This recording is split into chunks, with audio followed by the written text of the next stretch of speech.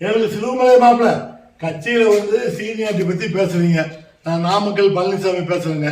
நான் வந்துட்டு எஃப்டிஆர் தோட்டத்தில் செக்யூரிட்டியாக இருந்தவங்க. ஏங்க நீங்கள் கட்சி ஆரம்பித்த போது எங்கெங்க இருந்தீங்க?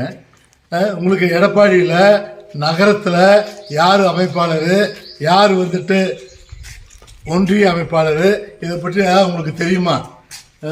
ஒருங்கிணைந்த சேலம் மாவட்டத்தில் 17 தொகுதி இருக்கக்கூடிய இடத்துல ஒரே ஒரு பேரூராட்சி தலைவர் தான் நம்ம கட்சியில் அன்றைக்கி 72 சேர்ந்தார்.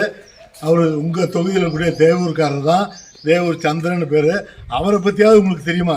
நீங்கள் போய் சீனியாரிட்டி பற்றி பேச உங்களுக்கு ஏதாவது தகுதி இருக்குதா? கட்சியில் உனக்கு வந்துட்டு சேலம் மாநகரத்தில் அந்த காலத்தில் இருந்தக்கூடிய அங்கமுத்தையோ சுபாஷையோ இலக்கட முத்தவோ அல்லது ஆண்டியப்பனையோ ஏதாவது தெரியுமா உனக்கு?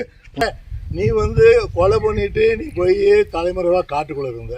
கட்சி ஆரம்பித்த போது உனக்கும் கட்சிக்கு என்ன சம்பந்தம்? சின்னம்மாவை ஏமாத்துற, உன்னோட துரோகத்துக்கு ஏமாறாதவங்க யார்? ஒரு பட்டியலே போடலாம். இதற்கு மேலே பேசுன்னு சொன்னால் உன்னை பற்றி ஒவ்வொரு இன்ச்சாக புட்டு வைப்போம்ல. இனிமேல் சீனியாரிட்டி பற்றி பேசுகிறத நிறுத்திக்குங்க. ஒரு பத்திரிகையினுடைய நியூஸ் ஏஜென்ட்டு டி.ஏ. நடேசனுங்கிற ஒன்றிய அமைப்பாளர் டிபி சண்முக சுந்தரம் வந்துட்டு திருச்செங்கோட்டத்தினுடைய நகர தலைவர். வைத்திலிங்க மொழியாருங்கிறவர் ஆரம்ப காலத்தில் பெரிய பணக்காரர். அவர் தான் கட்சிக்கு வந்துட்டு எவ்வளோ உதவி பண்ணார். அவரை பற்றியா உங்களுக்கு தெரியுமா? எடப்பாடி தெரியாது, சேலம் மாநகரம் தெரியாது, திருச்செங்கோடு தெரியாது.